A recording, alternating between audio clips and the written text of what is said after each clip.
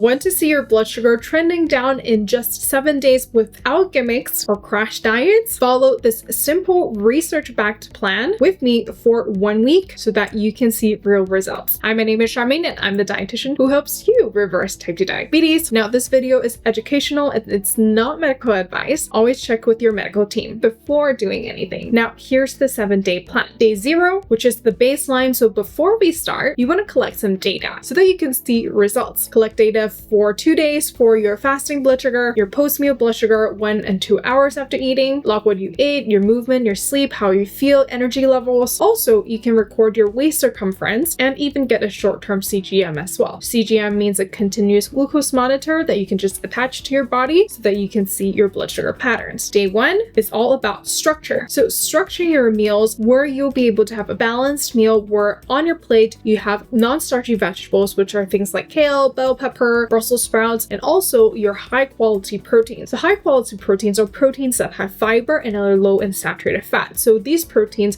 include tofu, tempeh, edamame, or if you choose animal protein, you can also do chicken breast or shrimp or fish as well. You want to add intact carbohydrates or intact grains in there. So things like farro, quinoa, something that's low in glycemic index will help you build a balanced plate. Now, day 2 is to increase your fiber intake. Focusing on adding even more fiber to your meals can help you lower your blood sugar. So adding things like chia seeds or flax seeds into your meals, or even adding more vegetables to your meals can help you increase your fiber intake. Aim for 10 to 15 grams of fiber per meal. And day 3 is to walk after meals. Start walking after meals to improve your insulin sensitivity. And also, if you can, start resistance training on day 3 as well. This can help you increase your carbohydrate tolerance. And day 4 is to practice meal sequencing. So eating your veggies first, then protein, then starch. It's been found that when you eat this way, you can significantly lower your post-meal blood sugars. Day 5, focus on sleep and stress management. Short sleep can raise your glucose the next day and reduce your insulin sensitivity, while stress can spike up your cortisol and increase your blood sugars. So making sure you practice sleep hygiene, not being on devices an hour before bed. Also making sure that your room is dark and cool can help you improve your sleep quality. Also, if you're not on your screen before bed, try stretching or even doing things like self-care or skincare, or even reading can help you wind down and get ready for sleep. Also, when you are under stress, make sure you have healthy stress management. So for example, going on a walk, journaling, or talking to a friend can help you with stress levels and help you balance your blood sugars more. Now, day 6 is all about troubleshooting and tuning up. So if that post-meal blood sugar is still high, try going on a walk, try drinking green tea, try adding vinegar before your meals to see if your post-meal blood sugar comes down. And if you are having more cravings, making sure that you are eating enough at your meals so that you're not physically hungry can also help your cravings as well. Also, make sure you check in with your emotions. If you're eating out of your emotions, try journaling to see how you're actually feeling to help you get out of that cycle. Day 7, it's time for the results. Compare your fasting blood sugars for these 7 days to before. Look at your post-meal averages and how you feel in terms of energy, sleep, and cravings, and even look at your waist circumference to see if there's any differences. Now, let's answer some commonly asked questions. Can walking really matter that much? Yes, walking seems easy, but especially if you time it after your meals, it can significantly help you lower your post-meal blood sugars. Also, another question is, do I have to go low carb? Not necessarily. If you prioritize fiber-rich foods like intact whole grains, low glycemic fruits, non-starchy vegetables, and high-quality protein that is high in fiber, meta-analysis show that all of these foods can help you improve glycemic control, and some research also shows that these foods can help you improve your insulin sensitivity, increasing your carbohydrate tolerance. Another question is, how soon can I expect changes? Now, post-meal readings often respond the same day to things that you do, things like walking after meals, meal sequencing, and fiber, so you can almost see an immediate result, while fasting blood sugar may take several days to see improvements. And if you want to work with me and my team to start reversing your type 2 diabetes, make sure you book a call with us and we'll be able to see how we can help you. Link is in the description below, and I'll see you guys in the next video.